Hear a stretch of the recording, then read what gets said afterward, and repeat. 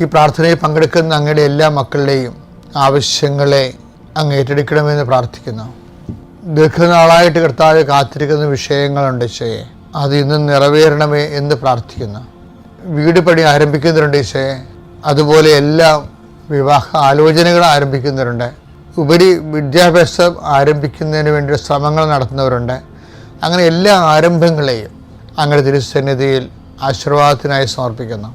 കർത്താവേ, ഞങ്ങളുടെ ജീവിതത്തിൻ്റെ ഇന്നത്തെ ആശങ്കകൾ ചില വ്യക്തികളെ കാണുമ്പോൾ എന്ത് സംഭവിക്കും, ഇങ്ങനെ ഓരോരോ വിഷയത്തിന് എന്ത് സംഭവിക്കും, അപ്പോഴും എന്ത് സംഭവിക്കും, ഞാനെന്ത് പറയും, ഞാൻ എന്ത് പറയണം, എനിക്ക് എന്ത് പറയാൻ പറ്റും, ഞാൻ ആഗ്രഹിക്കാത്ത സിറ്റുവേഷൻസ് ഉണ്ടാകുമോ എന്നൊക്കെ വിചാരിച്ച് ആശങ്കപ്പെടുന്ന സാഹചര്യങ്ങളുണ്ട്, വ്യക്തിയുടെ സംഭാഷണം കൊണ്ട്.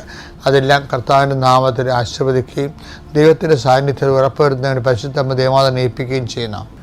എൻ്റെ കർത്താവിൻ്റെ ഉന്നതമായ നാമത്തിൽ, സഭയുടെ അധികാരത്തിൽ, കുരിശിൻ്റെ അടയാളത്തിൽ, ദൈവശക്തിയാൽ ഇന്നത്തെ ദിവസം നീ കണ്ടുമുട്ടുന്ന വ്യക്തികൾ, പോകുന്ന വഴികൾ, ചെയ്യുന്ന കാര്യങ്ങൾ, ഇടുന്ന ഒപ്പുകൾ, എഴുതുന്ന എഴുത്തുകൾ, സംസാരിക്കുന്ന സംസാരങ്ങൾ, ഫോണിലൂടെയുള്ള വിളികൾ, കമ്മ്യൂണിക്കേഷൻസ്, അതിനുള്ള റെസ്പോൺസ്, നിനക്കുള്ള പ്രതികരണങ്ങൾ എല്ലാം നിനക്ക് അനുകൂലമായി വരാനും കർത്താവിൻ്റെ നാമത്തിൽ ഞാൻ നിന്നെ ഈശോനാമത്തെ ആശീർവദിക്കുന്നു. ഏജൻസികൾ, കടകൾ, കമ്പോളങ്ങൾ, വ്യാപാരങ്ങൾ, വ്യവസായങ്ങൾ നടത്തുന്ന എല്ലാ തൊഴിൽ മേഖലയും കാർഷിക മേഖലയിലും അവിടെയുള്ള പ്രതിസന്ധികൾ യേശുക്രിസ്തു നീങ്ങിപ്പോട്ടെന്ന് കൽപ്പിക്കുന്നു.